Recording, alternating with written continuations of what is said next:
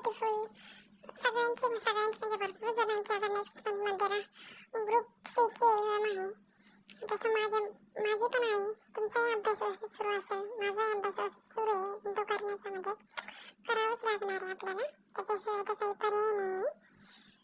आता प्रत्येक म्हणजे तुम्ही ठरवून दिलेल्यानुसार तुम्ही तुमची रिव्हिजन करत असेल मलाही माहिती. आता माझी रिव्हिजन सुरू आहे पॉलिटीची.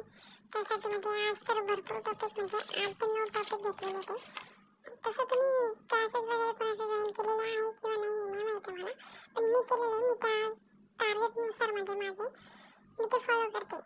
तर आज पॉलिटीचं टार्गेट दिलेलं आहे. त्यामध्ये घटनेची निर्मिती, राज्यघटनेची प्रमुख वैशिष्ट्ये, राज्यघटनेचा सरनामा, संघ व त्याचे क्षेत्र, घटना दुरुस्ती, सूची, मूलभूत कर्तव्य, मूलभूत हक्क, मार्गदर्शक तत्त्वे हा जो मी अभ्यासला.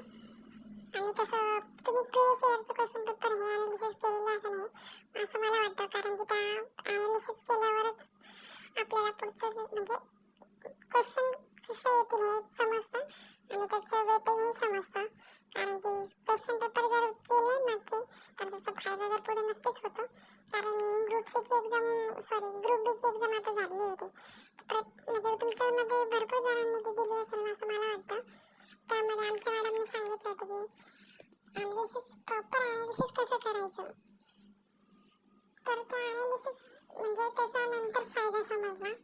म्हणजे मी केला, पण मी हिस्ट्रीचं वगैरे नाही केलं. हिस्ट्रीचं म्हणजे मला खूप हार्ड जाऊ लागला ॲनालिसिस करायला.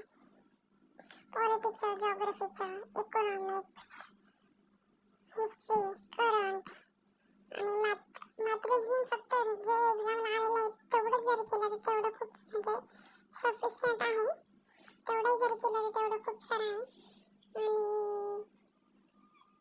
रोजच्या रोज म्हणजे थोडं का होईना काही ना काही केलं तर म्हणजे पूर्ण होतं. ते करायला पाहिजे.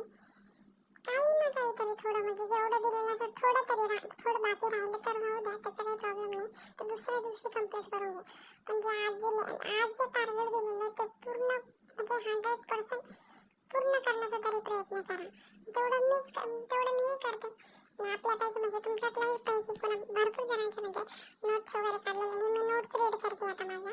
आणि मी अगोदर ज्यावेळेस मी क्लास जॉईन केले होते ना त्यावेळेस मी व्हिडिओ बघून त्यांच्या नोट्स काढलेल्या होत्या. त्या मला खरंच खूप फायदाच ठरला. माझ्याकडे पॉलिटिक्सच्या, जॉग्रफीच्या, इकॉनॉमिक्सच्या म्हणजे भरपूर म्हणजे पाहिजे तेवढं मी नोट्स काढलेले आहे. भरपूर तर नाही, पण जेवढ्या एक्झामला पुरेपूर आहे मी तेवढेच नोट्स काढलेले आहे. आणि त्या फक्त माझ्याकडे कोणत्या नोट्स नाही आहेत, हिस्ट्रीच्या नाही आहेत. तर हिस्ट्री म्हणजे मला हार्डही जातं. पण मग तुमच्याकडे तुम्ही जर नोट्स काढलेल्या असतील तर तुम्हाला म्हणजे रिव्हिजन करायला खूप इझी जाईल. आणि मेन म्हणजे हा फापट पसारा करायला हे होणार नाही. आता मी याच्यावर टार्गेट दिले ते लिहून घेतले आणि जे मी पूर्ण केले मी त्यावर टिक करण्याचा प्रयत्न करते. म्हणजे टिक केलेलं आहे. माझा घटना दुरुस्ती झालेलं आहे रिव्हिजन. म्हणजे मी त्याचे अगोदर मी रीड केलं, नंतर माझ्याकडे त्याच्या नोट्स होत्या, मी ते रिव्हिजन केलं. आता हे मूलभूत कर्तव्य पण एकदा रीड केलं.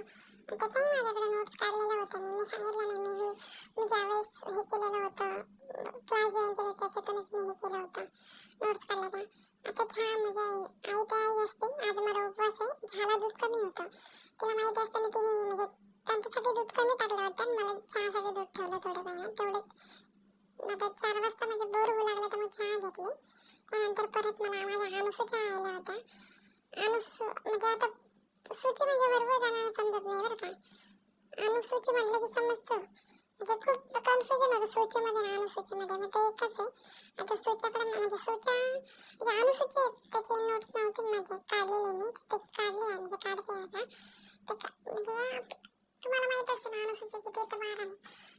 प्रत्येक कोणी ट्रेकिंगनुसार लक्षात ठेवतं. मी तसंच म्हणजे लक्षात ठेवण्याचा प्रयत्न केला.